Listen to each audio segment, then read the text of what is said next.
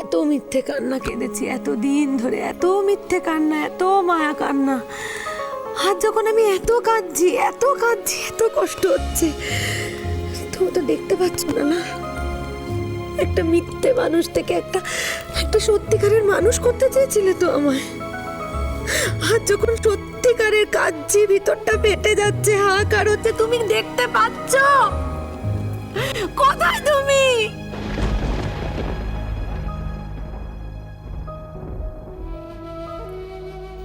তুমি কি একটুও বুঝতে পারছো লাল আমার কত কষ্ট হচ্ছে? তুমি কি একটুও বুঝতে পারছো লাল? তুমি একটুও বুঝতে পারছো আমার কত কষ্ট হচ্ছে? আমার ভয়ঙ্কর কষ্ট হচ্ছে লাল। ফিরে এসো প্লিজ। ওমা, ওমা।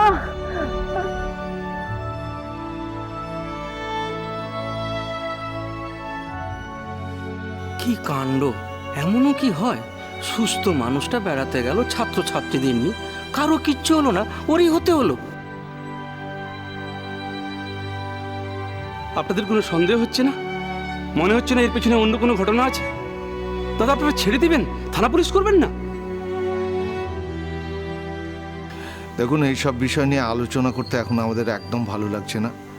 আমরা প্রত্যেকে সবাই মেন্টালি ভীষণ আপসেট হয়ে আছি। কালকে খবরটা পাওয়ার সঙ্গে সঙ্গে শুভদা আর ছোটন বেরিয়ে গেছে। ওরা ওখানে পৌঁছে আমাদের খবরও দিয়ে দিয়েছে যে বডি দাহ করা হয়ে গেছে, কারণ যা অবস্থা ছিল এখানে আনার মতো অবস্থা ছিল না।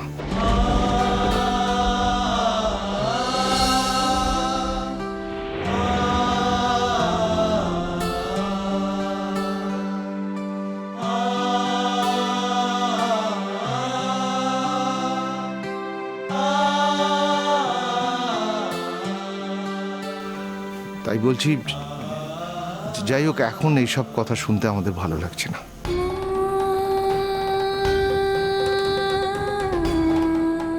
আহা গো, মাটা বাবাটা বউটা শেষ পর্যন্ত ছেলেটাকে দেখতেও পারলো না গো। লাল, লাল, লাল বাবা, একটা বার আমার কাছে ফিরে আয় বাবা, একটা বার ফিরে এসো মা বলে ডাক, একটা বার ফিরে আয় বাবা, একটা বার।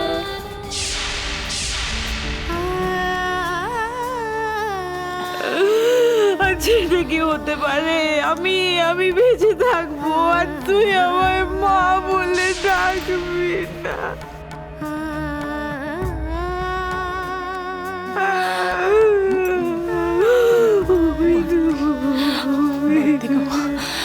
বর্দি, এভাবে কান্নাকাটি করো না বর্দি।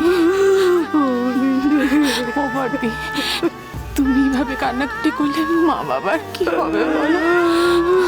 বর্দি, ওরা যে কাল থেকে মুখে কিচ্ছু তোলেনি বর্দি। চুপ করো না বর্দি। বর্দি, শান্ত শান্ত মিনু বল না, মিনু কি করে শান্ত হবো? মিনু বল, যাকে আমি 10 মাস 10 দিন গর্ভে ধরেছি, একটু একটু করে বড় করেছি, একটু করে। মিনু, যার গায়ে ব্যথা লাগলে মনে হতো আমার ব্যথা লাগছে, ছেলেটা আমাকে ছেড়ে চলে গেল, কি করে? আচ্ছা মিনু, একটা কথা বলতো মিনু। আচ্ছা, যখন ওই ডুবে গেল, ও অনেক জল খেয়ে ফেলেছিল না রে মিনু? অনেক জল খেয়ে ফেলেছিল, নিশ্চয়ই দমটা আটকে এসেছিল, দমটা। তখন নিশ্চয়ই একবার মা বলে ডেকেছিল।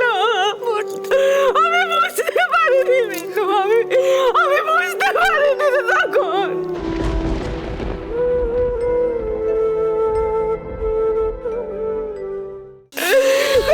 আমি কাজ করছিলাম, হয়তো আমি খাচ্ছিলাম, আমি ঘুমাচ্ছিলাম, আমি সংসারের কাজ করছিলাম, আমি তো মা হয়ে ডাক শুনতে পাইনি মিনু।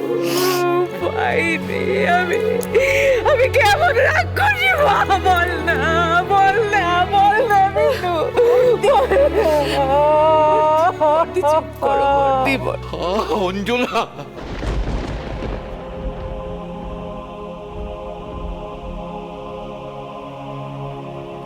বলো না, বলো না, এইভাবে বলো না, বলো না। আমার তো বুকের ভেতরটা ফেটে যাচ্ছে। নিজের তেমন সামর্থ্য ছিল না বলে ছেলেটা একটা শখ আহ্লাদ আবদার আমি বাবা হয়ে কিচ্ছু মেটাতে পারিনি, কিচ্ছু মেটাতে পারিনি আমি।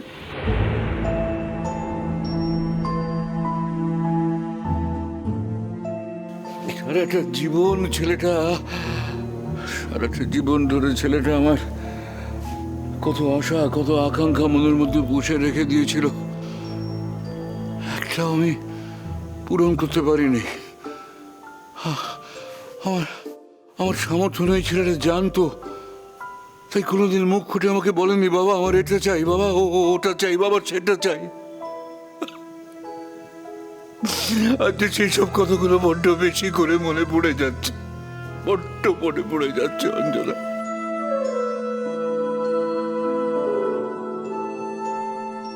একটাই স্বপ্ন ছিল ছেলেটা বড় হয়ে নাম করা ক্রিকেটার হবে। আমাকে বলেছিল একটা ক্রিকেট কোচিং সেন্টারে ভর্তি করে দিতে, আমি পারিনি। আমি পয়সার অভাবে সেটাও করতে পারিনি। পাড়ার মাঠে ছেলেগুলোর সঙ্গে ক্রিকেট খেলতো আর ভাবতো এইরকম করে বুঝি নাম করা ক্রিকেটার হওয়া যাবে। অপদার্থ বাবা, আমি একটা সাধন পূরণ করতে পারিনি।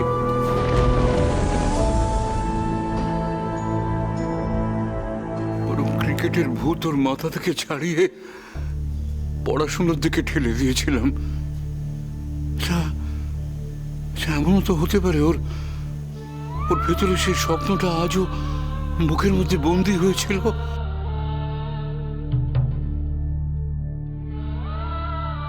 অথচ কোনো দিনের জন্য একবারও কোনো অনুযোগ করিনি, একবারও বলেনি আমাকে বাবা তুমি আমাকে কিচ্ছু দিতে পারোনি, বাবা সারা জীবনে কিচ্ছু দিতে পারোনি আমাকে, তুমি কিচ্ছু না, কিচ্ছু না।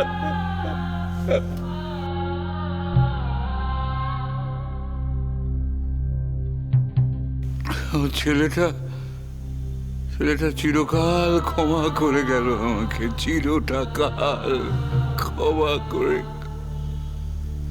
আচ্ছা অঞ্জনা, এমন তো হতে পারে বড় অভিমান করেছিল ছেলেটা।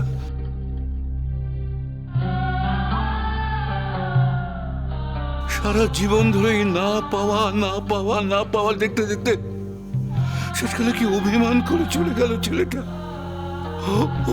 অভিমান করে চলে গেল, এত বড় শান্তি দিয়ে গেল, এত বড় শান্তি।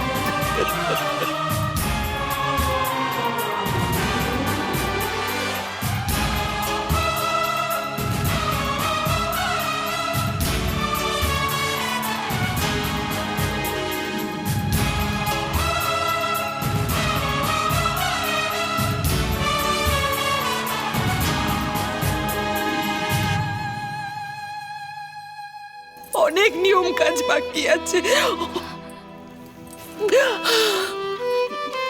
নিয়ম কাজ মানে? কি বলছো মা?